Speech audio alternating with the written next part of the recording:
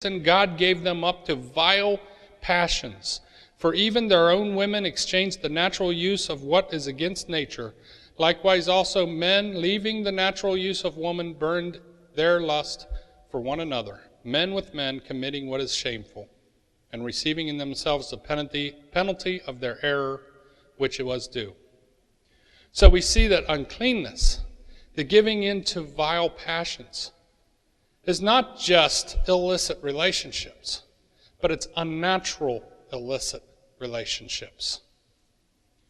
This is what the world now calls love. This type of love pours out also from the mouth when we hear them speak.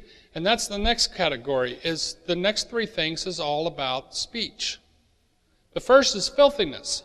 The filthiness literally means obscenities. This is everyday talk that just spews out of a person's mouth. I'm sure everybody knows at least one person that can't get through a sentence without a cuss word. I worked with plenty of them in my time. Foolish talking. I like this one in the Greek. This one's kind of funny to me. It's morolageia. Literally, it's the only time it's used in the New Testament here, and literally it means moronic words. Now, I've met quite a few people that I wish they could stand back and listen to themselves talk. They would not believe how foolish they are sounding with their words. They have moronic words about them. And the third thing, the third thing in verse 4 is coarse jesting. Now, this term refers to the twisting of a word. When you twist a word for another meaning that is crude and coarse. Now, we have a term for that today that we would probably have put in the translation if we were translating that. It's innuendos. Now, who doesn't watch a sitcom today and hear all kinds of innuendos and double meanings and coarse jokes coming out of it? Oh, but it's all innocent. It's how you take it that's wrong. Well, that's the twisting of a word that makes that innuendo. Now, immorality is not fitting for believers who are called holy. That's what it says in these verses. This type of language should not be coming out of the mouth of someone who God has redeemed. John MacArthur said, instead of being involved in immorality or filthy speaking, the believer's mouth should be involved in giving thanks. Thanksgiving is an expression of unselfishness.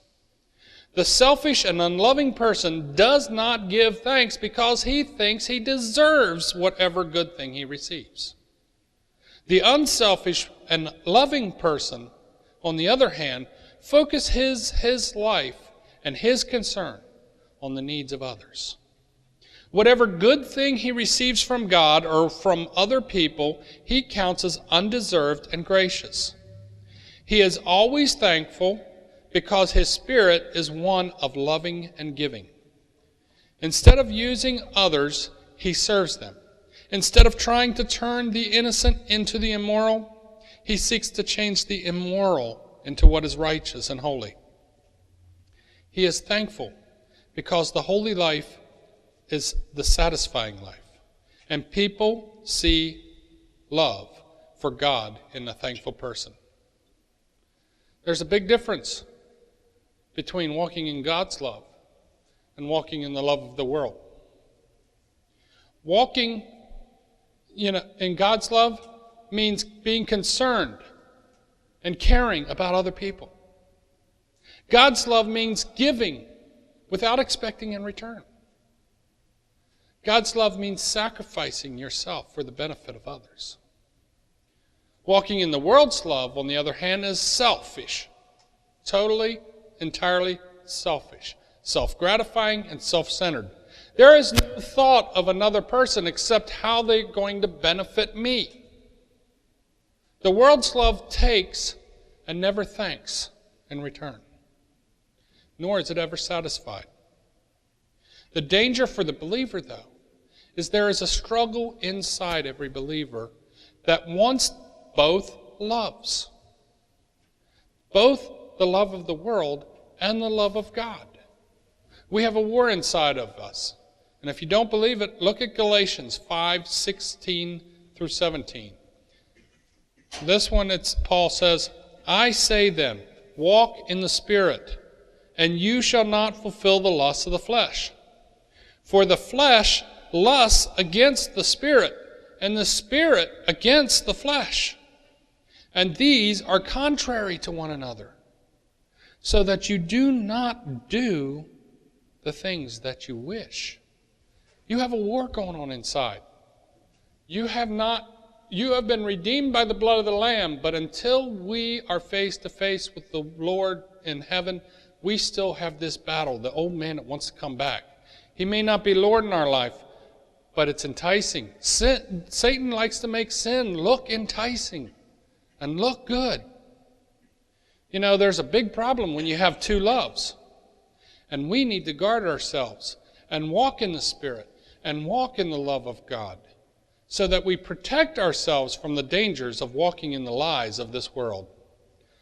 Let's look at chapter 5, verse 5 through 7, where it says, For this you know, that no fornicator, unclean person, or covetous man, who is an idolater, has any inheritance in the kingdom of Christ and God. Let no one deceive you with empty words, for because of these things the wrath of God comes upon the sons of disobedience. Therefore, do not be partakers with them. In verse 5, the full force of the first phrase there, for this you know, is not really there in this translation. There are actually two words for the word know there. For this you know, knowing. The one is edo, and the other one is gnosko. Edo means that you see with your mind's eye. You mentally can perceive the truth of something. Gnosko is grounded in personal experience, that you know something through personal experience. Paul says here that we who have been redeemed by the blood of Jesus should be able to see with logic how it works, and also by our past experience, because we ourselves are only sinners who have been redeemed and once were sinners, should be able to know that anyone who lives and loves like the world lives and loves has no right to be in the kingdom of heaven. That's why they need to be redeemed. According to Romans 1, the world's immorality was allowed because of their rejection of God. Because they rejected who God was, He gave them over to immorality.